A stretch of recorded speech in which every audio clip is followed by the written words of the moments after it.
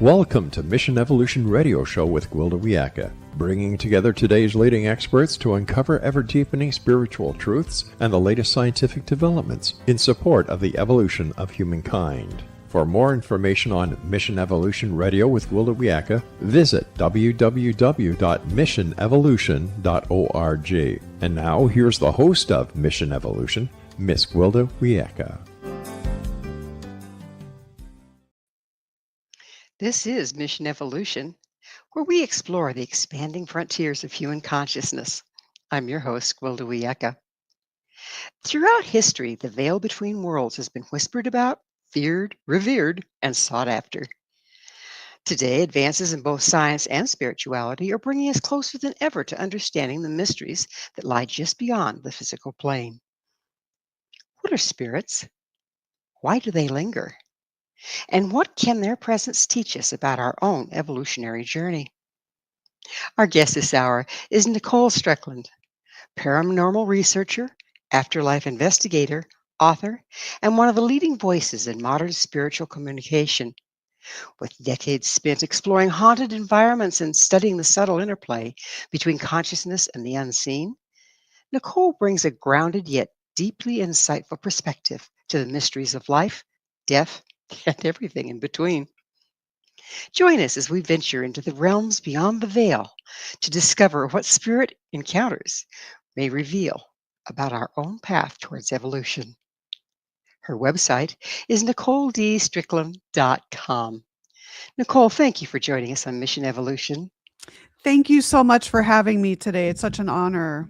Oh, it's an honor to have you, and this is such a wonderful topic, and you're quite the authority on it. So, oh my God. We should have a good time. Kind of you. Yeah, that's so kind of you. It's definitely, it's a very immersive, interesting topic for sure. So what first awakened your interest in the paranormal and spirit communication? Yeah, this is a question. I have to try to condense it because there's so much I want to say, but I've always, I know this may sound weird, but I tell people that I think I was born to do this sort of work because I feel like I've always been open to it. As far back as I can remember, we're talking 4 and 5 years old. That's actually when I had my first, what I believe was an unexplainable encounter. And just the interest in spirit communication, ghosts, haunted locations, the paranormal in general has always been with me. And so I would read anything I could on the topic, watch anything I could. And so that interest stayed with me as I grew up. And then I had a very profound experience with the spirit of my maternal grandmother, Helen Lopinto, which I've shared many times. And I'll just briefly talk about it. I was attending the University of Arizona. So this was in the year 2000. And so my grandmother called me the day before she passed, and we had about a 20-minute conversation. I get a call the next day from my mom, her daughter, of course, and I knew something was wrong. And so that's when she said, I love you so much, but grandma passed away this morning. And so I got the next flight out to San Diego, where my family's from, spent a few days, and then went back out to Tucson, Arizona, where the U of A is. And I started having experiences in my apartment that I did not have prior to her passing. And so I chalked it up as, well, I'm in an apartment, I'm upstairs, it's vibration, it's my neighbors, what have you.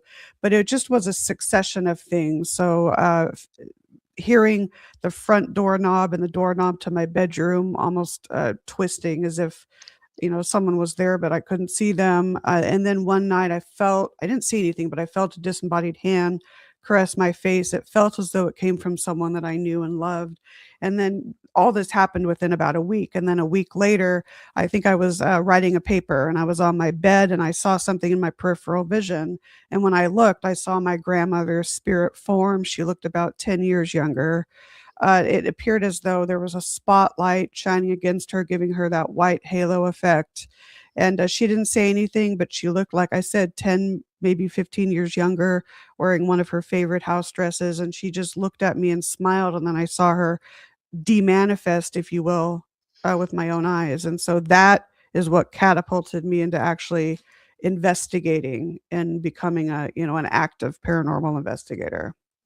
Bit of a defining moment for you, it sounds like. Yeah, it really was. I've had experiences prior to that, but that just was very, very profound. And when I think about it, I'm tossed between, did I somehow project? Was that some sort of like a grieving hallucination on my part because I was very close to her, or did she visit me? I think it's the latter. No one else in the family had an experience. It was only me that I know of.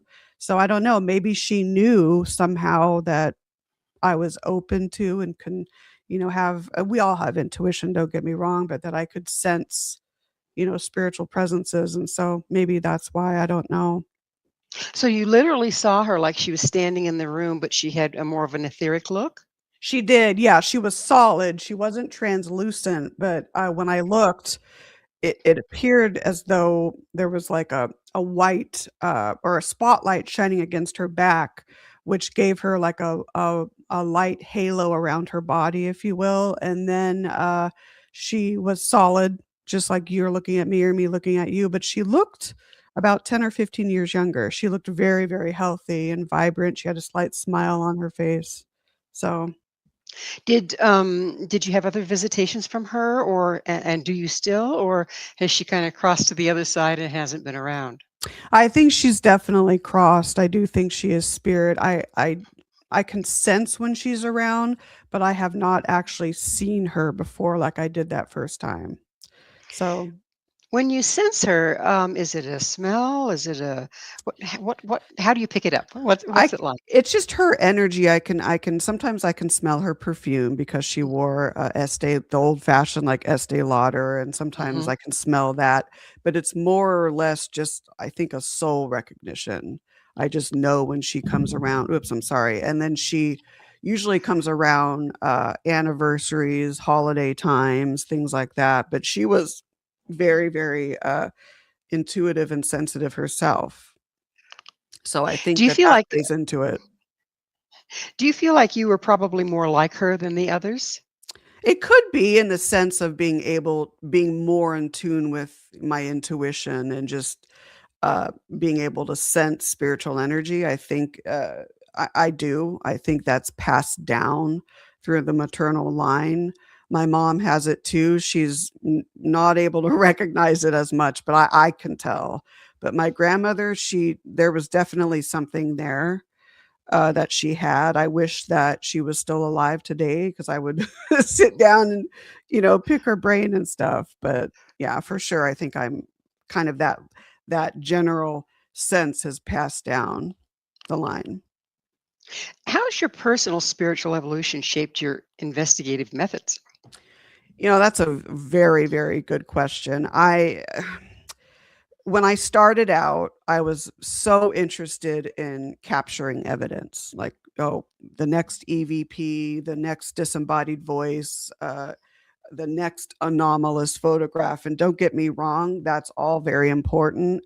But as I've evolved, to me, what's more important is the rapport and the relationship that we as living in the mortal realm can develop with the spirit world. And I do believe that there's an intertwining of the two. There's like this parallel relationship between our world and the next, and we need to pay more attention to it. And I think that people are starting to realize that, but it's really helped me to gain more of an appreciation for history. I've always loved history, but the people that walked the land before us, it's gained me more of a understanding and even an appreciation of the dying process and the transition process, that physically, when our loved ones pass on, they're not there physically anymore, but that connection, that soul to soul connection that we have with them,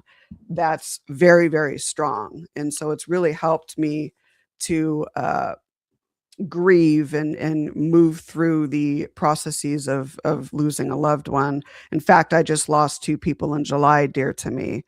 My I'm so friend sorry. Eric, yeah, my friend Eric, 2 days apart, mind you. My friend Oof. Eric, and then the honorary Commodore of the RMS Queen Mary, Everett Horde. So they passed in July, 2 days apart. So investigating wise, of course, I I approach it with, and I don't want to sound preachy, but respect and reverence all the way. So I'm very meticulous in my, approaching paranormal investigations. I don't necessarily approach it with a cookie cutter approach. I base it on what's happening at that location. But for me, like I said, going back to what I initially said, it's the rapport and the relationship that we can develop with these energies, to me, is more important than just capturing, an EMS or an EVP or anything like that. So That makes sense to me. It's like if you can talk to the dead, doesn't mean just because they're dead, it doesn't mean that they aren't people and they don't have right, feelings and they don't have a need to interact and have respect. And it seems like most of us are either ignore that it's there, are terrified that it's there, or are right. running around with our little instruments, I have a sign. you know. Right. See, and that right there is you just brought up a good point. I think that in investigating, and this is what I should have said too to your previous question, I don't rely too much on, I do obviously rely on it, but not overly so, like I did maybe in the beginning, where you have all these instruments out and you're spending all your time staring at the instruments. And then you miss out on what your intuition is picking up, what your normal senses are picking up. And so I've learned to almost investigate more from a intuitive standpoint. And that's really, really helped That makes a greatly. lot of sense because it's coming in through your facility, really, right? Right, right, Yeah. exactly. Uh-huh. So, from your experience, what exactly is a ghost and how many kinds are there? Oh my goodness. I'm guilty of this too. I think that we all use the words ghost and spirit interchangeably, but I do think there's similarities and differences. This is just my opinion. Maybe I'm right, maybe I'm wrong. Ghost is what we also know as an earthbound entity, and it obviously there may be a residual or psychic imprint component or an intelligent. I don't like classifying them too much, but just for understanding purposes, intelligent varieties that we can actually communicate with in real time. I think a ghost is, again, the once living energy of a person or an animal, but yet they're not, either by choice or not, or there could be many reasons. They haven't, how do I put it, moved through the different ranks of spirithood and ascended to where they have full free will. Whereas I think a spirit, of course, the once living energy of a human or animal, but that individual has evolved more into the higher ranks of spirithood and has more free will. That's kind of how I define the two.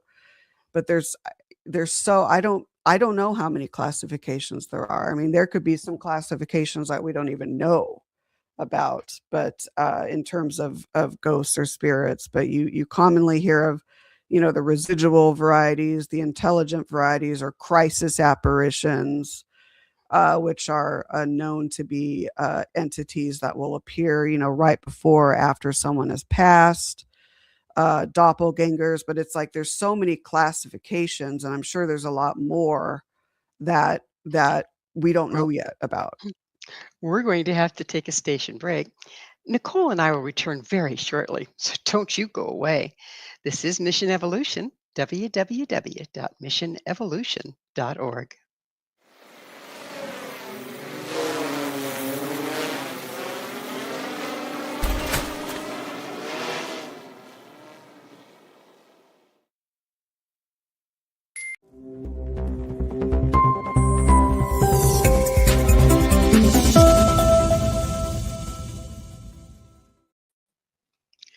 Can ships be haunted? With us discussing investigating the paranormal is Nicole Strickland. Her website, NicoleDStrickland.com. Nicole, let's talk about your experiences investigating the haunted ship, Queen Mary. What first drew you to investigate the RMS Queen Mary, and what makes her such a compelling haunted location? Oh my goodness, this is such a loaded question. I love it. And it's like with the Queen Mary, I could just go on all day and talk about it. So I have to condense. So my mom actually went on board the Queen Mary long before I did. She did ballroom dancing in an area that was, when the ship was a luxury ocean liner. It was the Veranda Grill that we know today, but then it was known as the Starlight Roof Club. And so it's on the aft part of the ship there. you can access it from Sun Deck. And so she did ballroom dancing. So I've known about the Queen Mary, but my first sighting of her occurred during my college years. So it was our junior year, and it was spring break, and a friend and I decided to come back out to Southern California to go on a 3-day Carnival cruise. And so there's a Carnival cruise port right adjacent to the Queen Mary there. And so I remember seeing it from the back seat of a car. And it's very hard to put this in words, but when I looked at it, I made a mental note and I said, I will be back someday. And that day came in 2005. And I try to describe this as descriptively as I can in my books or presentations that I do about the ship, but it was almost an instant soul to soul connection with the ship when I first stepped on board, literally off the gangway and on A deck, where that's one of her hotel decks. I felt like I've been there before. Everything felt just beautiful and just so serene there. And it was an instant love connection with the Queen Mary. And so that started everything. And at that point, I started to research the ship's very, very extensive layered history and even her paranormal activity. And so I'm both into the history of the ship, pretty much everything about the ship, but also the paranormal aspect as well. And I've done several paranormal research or investigation projects on board in various areas of the liner over the years. And paranormal wise, a lot of the same things that you can experience at other locations. It's very visual. So people will see full-bodied, partially manifested apparitions of even former crew members, passengers, even World War II servicemen, you name it.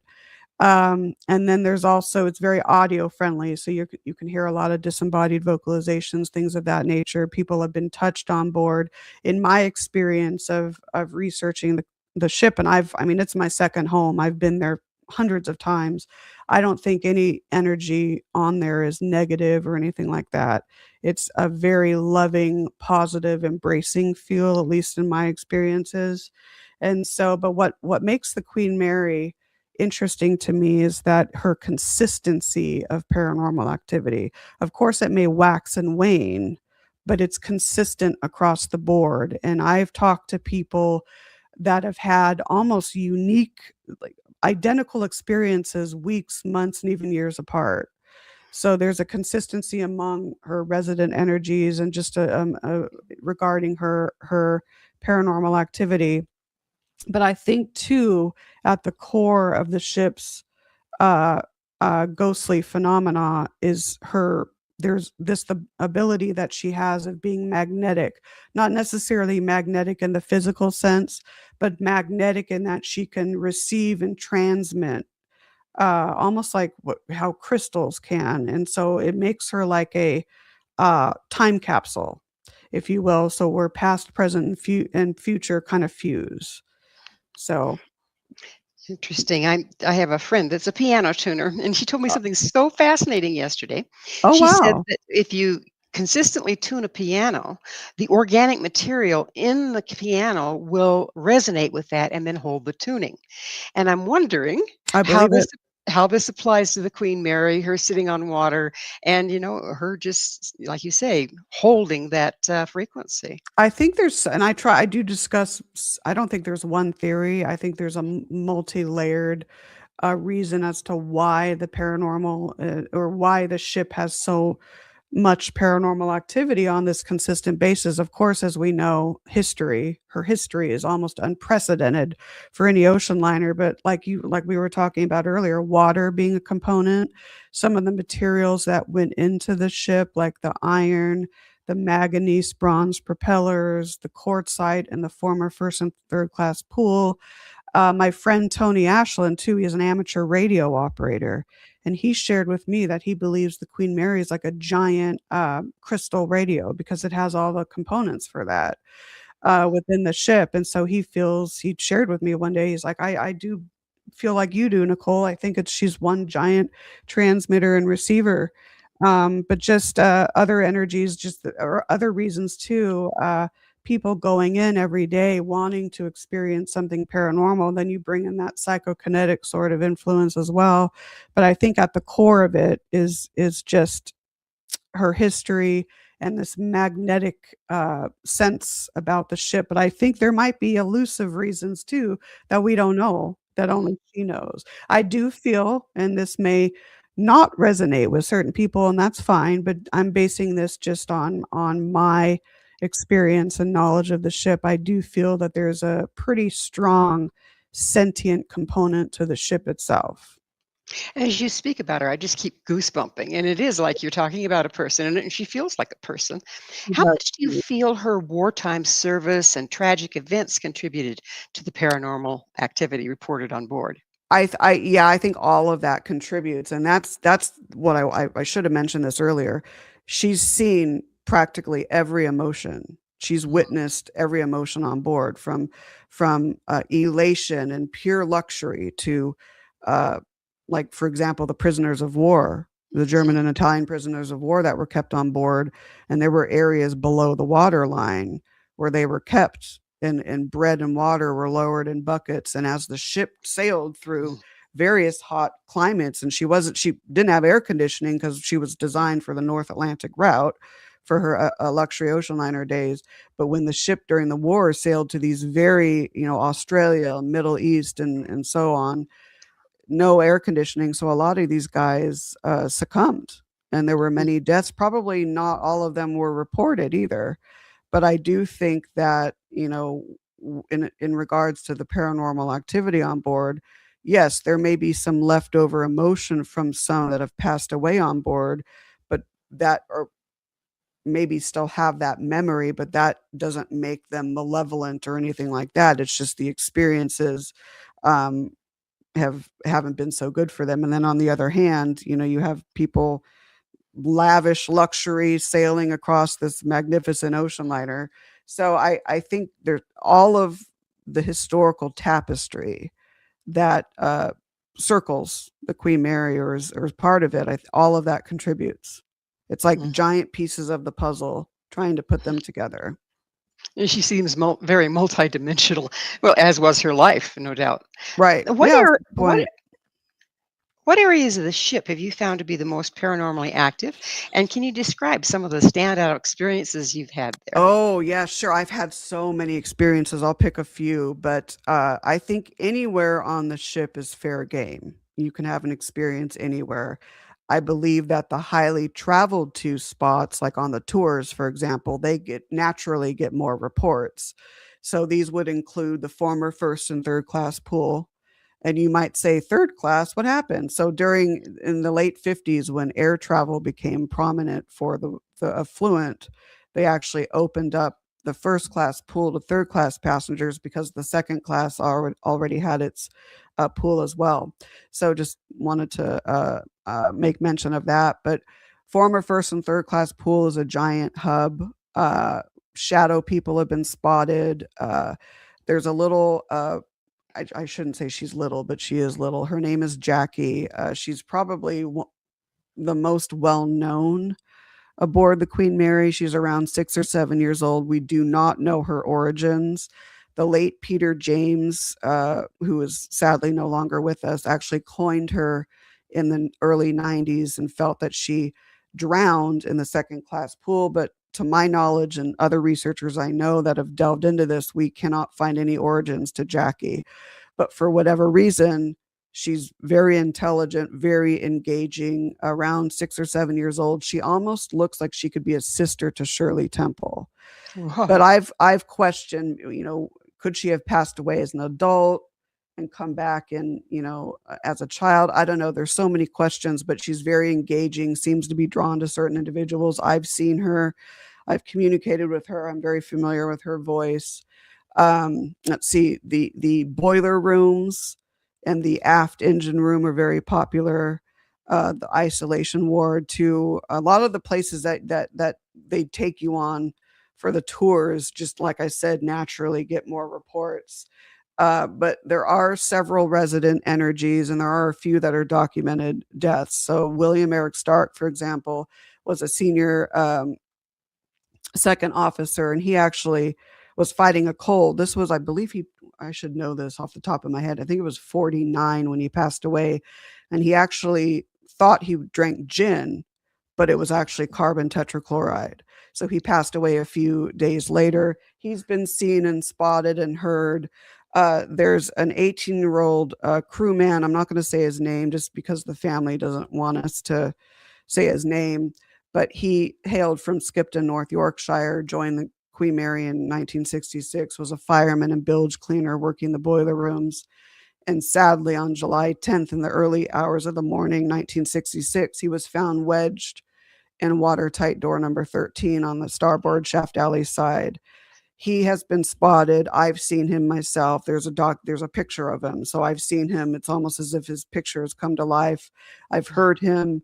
So, but there's Peter James once said that he felt that there were over 600 ghosts and spirits on board.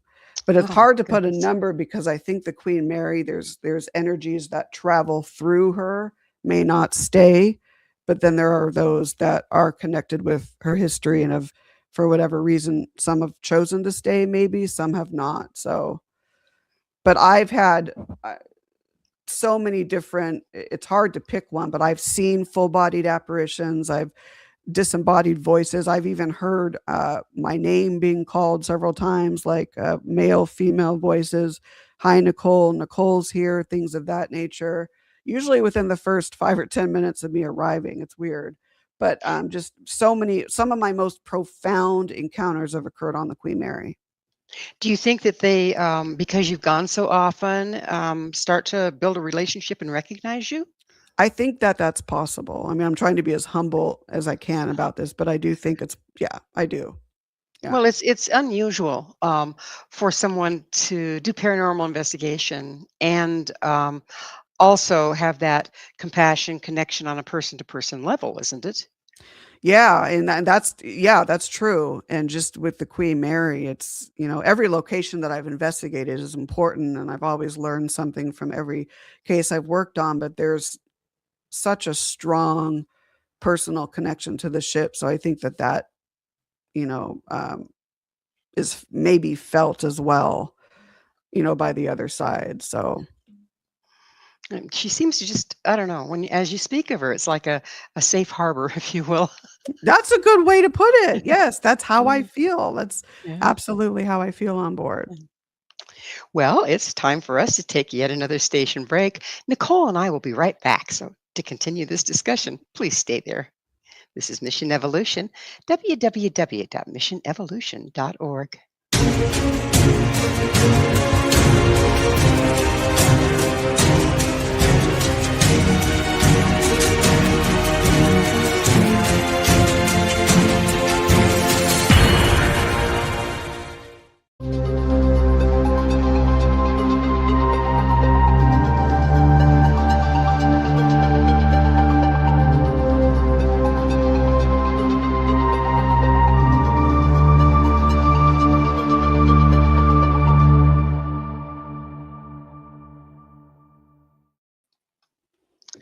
What do ghosts have to do with evolution?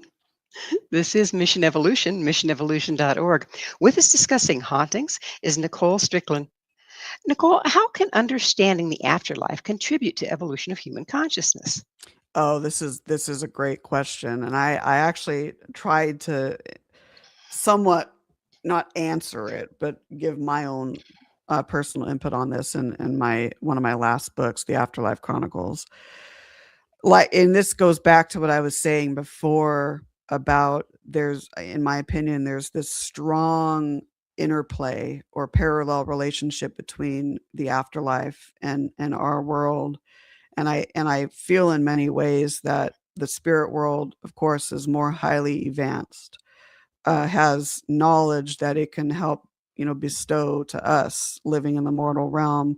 Are we allowed to know all the secrets of the afterlife? I don't think so. But I think if we pay attention more to what the spirit world is trying to teach us, because I think we're getting on that end, we're getting more into a soul to soul communication. I think if we try to pay attention to it more, we will reap the benefits and just gain more knowledge. I think that it's there's a pureness to it, in my opinion, that I think it's it's hard to put this in words, but that it's trying to teach us to be the best versions of ourselves that we can. So, in that case, I think that can, definitely benefit, but I think also, uh, just having a general understanding of the dying process and knowing that when our loved ones cross and pass, that they're all still a part of us, right? The soul, I do believe that the soul survives death, kind of more along the lines of like noetic science. So I think um, can really help as well. But yeah, that's a great question. Great Are, question. are paranormal experiences catalysts for personal or collective awakening? I think so. I think that I, if an investigator, I think it depends on well, no, you can have an investigator that really isn't open to heeding the messages, but that doesn't mean that it wasn't attempting to impart it. So, yes, I do. I do in many respects. I'm trying to. There was an example I was just going to say, and I totally forgot what was. I hate that when my brain does that. But I think it can teach us a lot about ourselves. Like for me, as an example, I've always had this love of history, but it's enabled me to have even more of an appreciation of history. And I know this may sound hokey, but it I've been able to become more aware of my own soul, my own desires, my own intuition. So it has helped me with personal growth in that capacity. And I think that it can help others as well. The question is, are others open to it like I've been? And maybe if they're not realizing messages that are trying to be imparted, then maybe I mean, maybe the soul can grasp it, but if their ego is so strong and it's kind of like not preventing that, but dampening it, I guess that can be a problem. One thing that's becoming glaringly obvious, and I think has for a long time, is the consumer greed. The Native Americans call it the Watiko virus, but basically, the preoccupation with how we look and what we have. And when you die, none of that goes with you. None of it Wh- matters, yep. What Mhm. can humanity learn from these encounters about our true nature? See, that's just it. That is, that is such an important point, and I think there's a constant investigating the paranormal and being open to the other side and being open to communicating with loved ones or even strangers. If we go on, these investigations, we don't necessarily know who's at those locations, but it's a constant kind of wake up call, I think, for us to be alerted that, you know what, we need to move more toward uh, quality as opposed to quantity. And I was just going to say, oh, this is what I was going to say too. And it leads me to say, and I talk about this a lot, and I don't want to sound arrogant or anything like that, but in the field of the paranormal, the entertainment industry, in my opinion, often exploits it, and you're getting more of the superficial idea about it instead of delving deeper to the heart of the matter. It's not about views. It's not about constantly trying to throw fear and terror in our face or misrepresenting the spirit realm. It's not anything about that. It's, if we can, as a paranormal community and even those outside, realize that it goes deeper than that, I think that is what's going to really propel this field forward. But this constant superficiality around it, exploitation around it, is I don't know if it's going to advance as long as that is occurring. But yeah, I'm going on a tangent. I'm sorry. No problem. You do a nice soapbox. Oh, shoot, we can just go on. Oh my gosh. What ethical guidelines, speaking of which, are essential when you're investigating active spiritual environments? Oh, absolute paraethics. And my teammate Allie and I talk about this all the time. Well, obviously, you have to not just think about ethics in regards to your teammates or the location or your clients, but the spirits themselves, the energies that you're working with. So, constantly approaching it with the golden rule, so to speak, being respectful, being reverent, not provoking, not demanding, anything like that. But also with your clients, being upfront with your clients. You want to let them know about the processes that you're going to be going through, the methodology. And I hate to say this, but I'm a paper pusher. So, those forms, those investigation permission forms, those liability waivers, things of that nature, have those on hand. But just treating the whole process with respect, but also with dignity, I think it goes a long way. That's the general ethical framework. But then, being honest, a lot of what applies to any other job in real life, but on an investigation, making sure that teammates are, abiding by the standard operating procedures or certain protocols, things of that nature is important. But I think at the hallmark, or at the core, I should say, is the respect and the dignity that these investigations deserve. And so we're very big on that. What about confidentiality? I mean, what if a That spirit too. says, this went Right. on, but I really don't want to talk to them about it?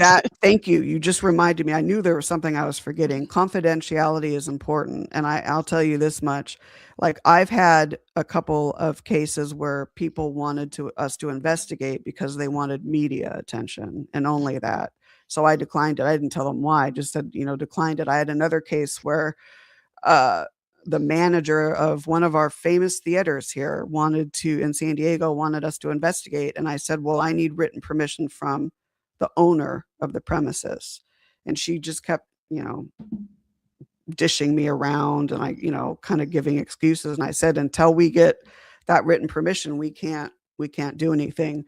But confidentiality is huge. If a client and we have actually that on our form, for them to check. I give written permission for, blah, blah, blah, blah, San Diego Paranormal Research Society to disclose. But even then, I even if they give permission, I tend to not ever disclose certain things. But if they do check on there, I do not wish anyone else to know about this, then we're strict on that. That confidentiality is between us and the client.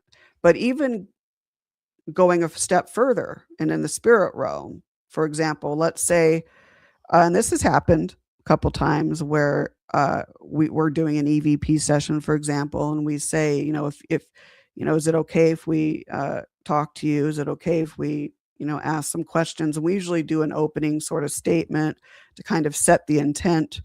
And if we get an answer of no, or let's say, do you want us to leave? And we get an answer of yes, we will do that. We'll leave. So, Just granting the same right. respect that you would to somebody in the flesh, right? Right. Yeah. Yeah. Do paranormal researchers have a responsibility, in your view, to help spirits heal or move on? I think so. I think, every case is different, but I think that there is a general understanding that, and we always, on our cases, will say, if there's anything, we can do for you, please let us know. Now, sometimes you don't always get a response. That doesn't mean they didn't want it. Just maybe they didn't have enough energy to come through. But I think so. But in order to, like, maybe help them, like, pass on, or not pass on, but transition to a higher spirit rank or whatever, that's where it gets a little tricky for me, because I don't want to do something that I don't necessarily have permission to do. It is the will of the entity, in my opinion. If it knows it can move on and doesn't want to, well, then we shouldn't interfere with that. But if there's enough, I don't want to say proof, but if there's enough evidence to suggest that maybe they do want help, then at that point, yes, to try to help them go through the motion so they can evolve greater, if you will. So, I know there are whole practices, and particularly ancient practices, that had to oh do yeah, with the helping the dead to cross, like psychopumping. Do oh you yeah. feel that a person needs a certain amount of training to do it effectively? I This is an interesting question. If a person is operating from not an ego point of view and is operating from a, a, a soul level of kindness and wants to do good, in that case, maybe if they aren't as experienced as maybe other practitioners, I think they deserve a chance. But it's the ones, even if they have amazing experience, if their heart is not in the right place, or they're doing it for out of selfishness or anything like that, then that's when I raise my hand and go like, wait a second. So, but I think, yes, I mean, I think obviously experience does help, of course. I'll bet you have to dance around agenda a fair amount as well. How do cultural beliefs influence the interpretation of hauntings and spiritual contact? Oh, that's a good one. Yeah, I've researched this a lot, and going back, there's always been this universal idea that it's just different in the interpretation with different cultures, but there's this universal idea that dates back, thousands of years, that okay, once someone dies, okay, what's left? What do we do with the body, or what happens to the soul? I do think there's like a general agreement that we're understanding that the soul evolves, but it's just the practices and how to handle the body, or exactly what happens to that soul, is a little different with different cultures. But and it brings me to actually paranormal investigating. And when you're out on a case, you have to be aware a little bit of some of the religious or the cultural predispositions, that like Catholic religion, for example. I don't want to get too religious, but the kind of the people are brought up to believe, if they pay heavy attention to that religion, that okay, ghosts are evil and this and that. So you have to kind of work that into, if you're doing, like, for example, a private residence or even a business or historical case, look at what those cultures are and look at what the understanding is, and just kind of work around it. So it's Makes definitely perfect not something to ignore. Makes perfect sense. And it's time for us to take another station break. Please stay with us as Nicole and I continue to explore unseen worlds. This is Mission Evolution, www.missionevolution.org.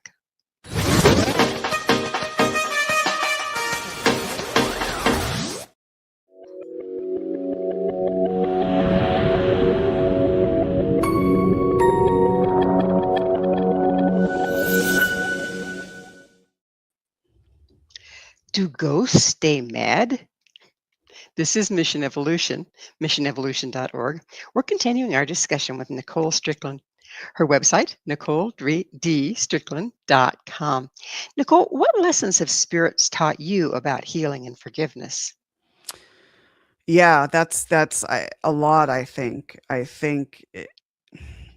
I had to summarize this, it's the understanding that our time here on Earth, being in the living realm, is limited, but there's a whole another journey that awaits us beyond this life and maybe beyond the next, whatever, so on and so on. So it's taught me to really pay attention to, more so, to the things that matter in life, and paying more attention to, you know, looking within, and listening more to my the wisdom that we all have, that innate wisdom. So that's what it's taught me, just to pay attention more to that. Have you found that since, opening your senses up to do the investigations and everything, that you're actually more privy to energetic things going on around you in your world? That's absolutely. It's so funny how that works, because I don't know if funny is the right word, but I've always been open to it. I've always been a little more perceptive, I think, than, I don't want to say than the average, but I guess I have to say that, than the average person. But yes, just delving into this work, you do find that your senses heighten, even that sixth sense that we have. But the clairvoyancy has gotten, more fine-tuned, as well as, all the other the clairs specifically, more for me, the clairaudience, the clairvoyance, and the clairsentience, for sure. And I just think that that exposure helps to just fluff that out a little bit. But again, for me, I have a passion to do this work. I'm not in it for greed or for superficiality. I really have a true, honest passion to do this work. And so I think if you're coming from that standpoint, then you're going to find that those senses even grow faster. We don't get in our own way, huh? Yeah, I mean, it's all, I do get in my own way a lot, but I'm trying. It's taught me to really pay attention more to what matters. So How much of developing that has to do with letting go of our self-doubt? I think it's all part of that. I think it's all it's like a tree, and there's just the branches all connect to the same tree. It's all part of that, and but I just think not just the paranormal, but just growing older and being more exposed to life itself helps with that. But again, it goes back to that understanding that, you know what, this is not it. Materialism, it doesn't matter. I mean, we all want things and stuff like that. But when you're on a paranormal investigation, you're dealing with those that have passed on. And so it's just that constant reminder in your head, this isn't forever. So, pay attention to what matters. My I feel like I'm repeating myself. I'm sorry. My grandmother used to always say, "Shrouds don't have pockets." Okay. There And you I love go. that. I love I that. love Yeah. that. Yeah. You're welcome to use it. She's crossed, and I'm sure she'd be delighted. Oh my gosh. Oh, you're so kind. So is she. Have you ever experienced a case that transformed you on a soul level? Oh boy, I think all of them have to a certain extent. There's been so many that I've done. Uh, I will, yes, I think all of them have to an extent, but the ones that stand out for me, again, Queen Mary related, but also we had tenure at a haunted rancho here, the Rancho Buena Vista Adobe up in Vista, California. And if you're don't know where that is, but you're familiar with Southern California, it's east of Oceanside and west of San Marcos. It's about 30 minutes north of San Diego. So we did a paranormal tours there for 10 years, and they were fundraising tours. So the money went back into the Adobe. And so we would lead guests on basically how we would run a paranormal investigation of the site. So we did that. We also did some private team investigations there. And the consistency there, and especially with audio, even with instrumental transcommunication, and that's a little bit more subjective. I mean, there's a lot of things you have to take in with that because it can really be audio pareidolia, so to speak. But month after month after month, we would get the same vocalizations from the same individuals that were introducing themselves as actual owners or people that resided on the rancho many years past. And it had gone through several owners over the years. And then the city of Vista purchased it in 1989. But that just blew our mind to be able to have that consistency in the intelligence and to communicate. There were even cases there where we would take an EVP or disembodied voice capture that we obtained. Then we would compare that to research to see if there was any validity. And of course, we were able to find that in historical records about the rancho. So that's an example. The ones where you have a departed family member that has passed and the client wants to reach them, that we've had cases like that, and those are very heartwarming. Mm. So How can people use paranormal encounters as a tool for inner growth? oh my gosh. I I think at the core, what comes to me, because there's like so much I want to say, but at the core of it is the golden rule. Just as you want to treat the energies with the golden rule, that's how you should apply to people in your life. For example, you don't want to go up to a stranger and just start rambling off questions. I mean, that's just kind of rude, but and same with paranormal research. That's why when you're going to do an EVP session, have that statement of intent, introduce yourself, have that statement kind of setting the positive, respectful tone. So it helps a lot with, and many might say, well, that's weird, but it does help a lot, I think, with intra and interpersonal growth. just having more of a communication that is honest and comes from, your true inner self, as opposed to something that's just blatant ego, or something that doesn't sit right with how your soul wants to be.